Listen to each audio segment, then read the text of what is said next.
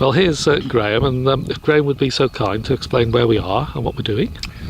Well, we're in the middle of nowhere.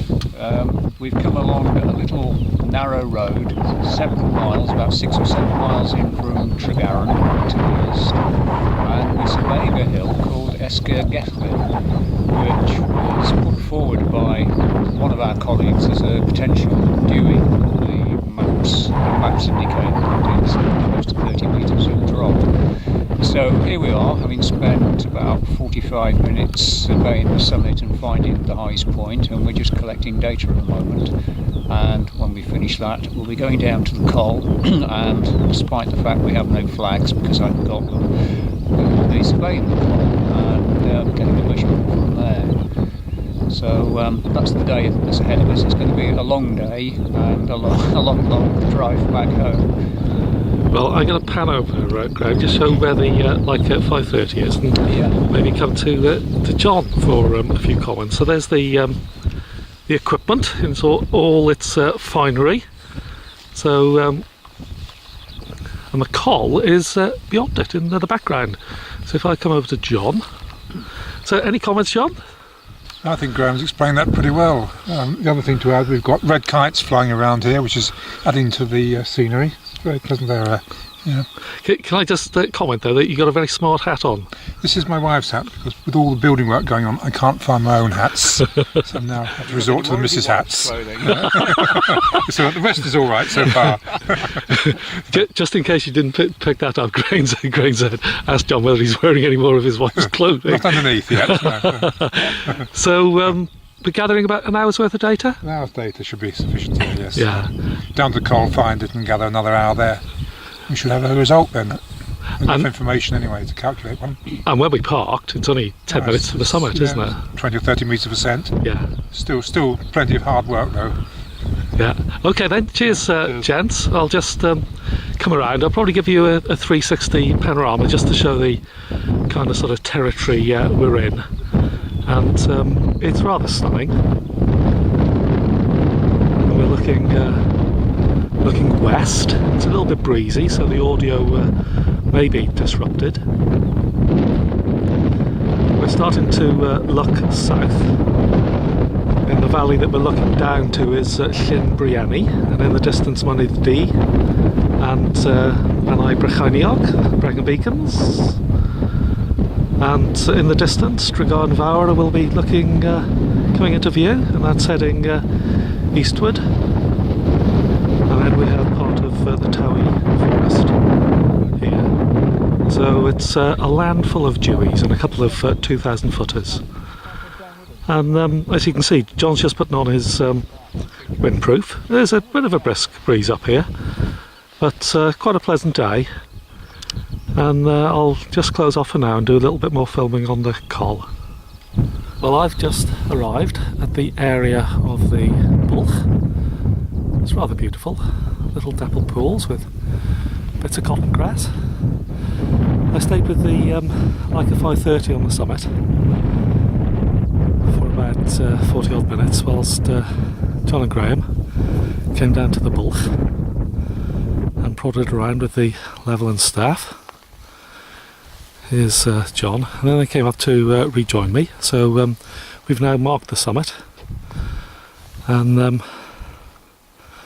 we've all come down to the col, and here's the kind of ground that you're looking at. So I'm going to try to dive over here without getting too soggy.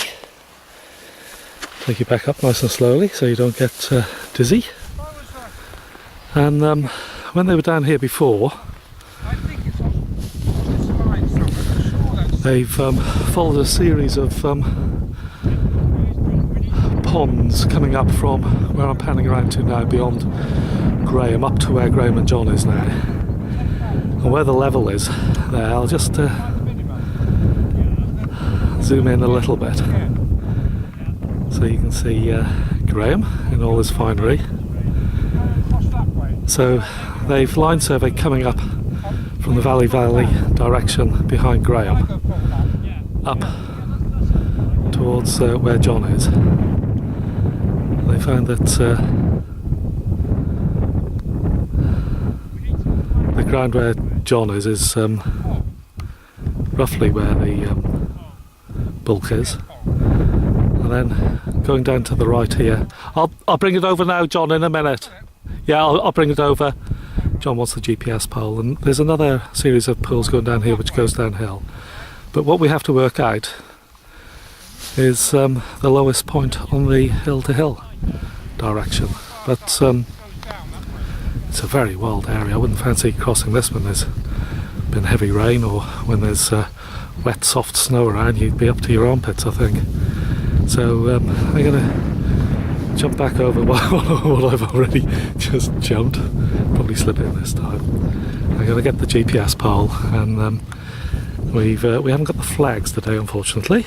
So just bear with me. Let's have a little. I've ended up to my knee and things like that before now. So here's all the gear. Set up camp.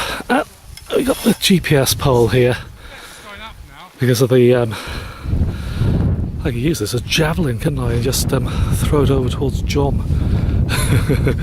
Let's go and recross my little jumping spot. Oops. And if you look there, not very pleasant. Try to get a solid footing, and you just sink in. Probably best just to jump. So let's follow the GPS pole and head over towards John. And we'll start. I almost went in then. You just feel your boot sinking as you put weight on it to extend the other leg over a little bit. And I've just come across a big pond, and John's just walked around the other side. So if I need to mark that, I have to go all the way around the pond again.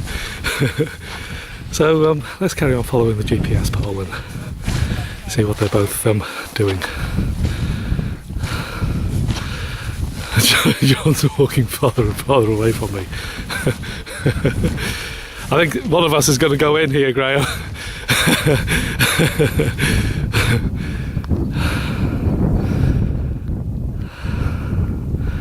Well, it's all rather beautiful. I'll have to close off soon because I'm not doing my work. I'm enjoying the digi camcorder. I have to go and follow John, so I'll leave you with a view of a bog. Well, let's see what the chaps have to say. The chaps? Chaps. The scientific chaps. So you put the GPS up? Well, we've trotted around here with our level and staff to try and locate the position of the coal, and we're pretty certain this flat area here is very close to it, probably within about plus or minus 10 centimetres. So we've got a relatively dry spot here. We've positioned the GPS, and we're going to collect about 1 hour of data. Now, we've just been talking about the unprocessed data, haven't we, John? Because it does give a measurement on the keypad, doesn't it? Well, the difference between the two measurements, unprocessed, is about 25 metres. So, to be honest, it's looking a bit bleak that it's going to reach 30 metres. Yeah, well, because we were contemplating a line survey. Do you think we will do one, or going back another Dewey? I think we're going back that Dewey. And that's Pennock, I think, just in the background over the top of John's head. I'll just come over to Graham. Cheers, John. Yep. I'm quite wary where to put my feet here. So, any comments, Graham?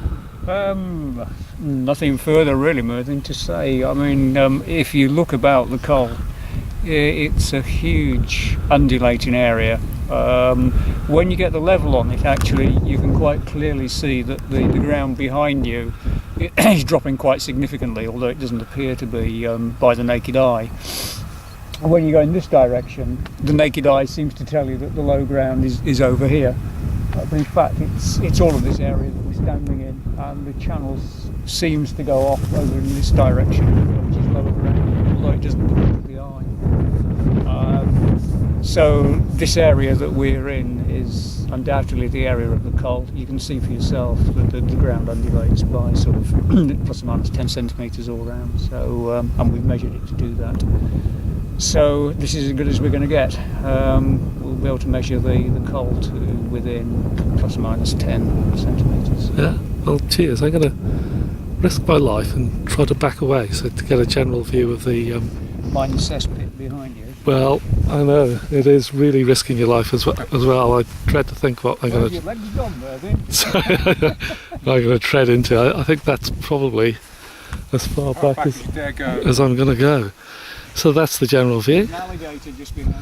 John and Graham with the Leica GPS, Pinnacle in the background. And it's quite an expansive bulk. This is. And, it's all parts of the Dewey forest. There you can see little green stripes, the dark stripes in the background.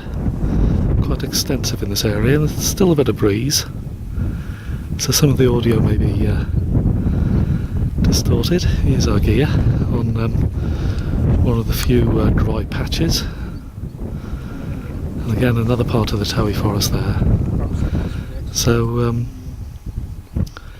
I'll leave you with a view of the Leica 530 and John and Graham. So now we have the result for Esgair Gelli.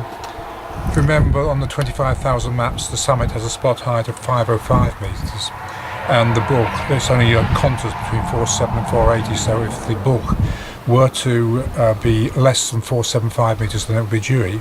With our results of the GPS survey, the summit came out at 504.46 metres, so very close to the RS spot height, but the bulk came out at 476.31 metres. So if we take the difference there, we find that the hill has a drop of only 28.15 metres, and therefore is not a Dewey, as some people have suspected.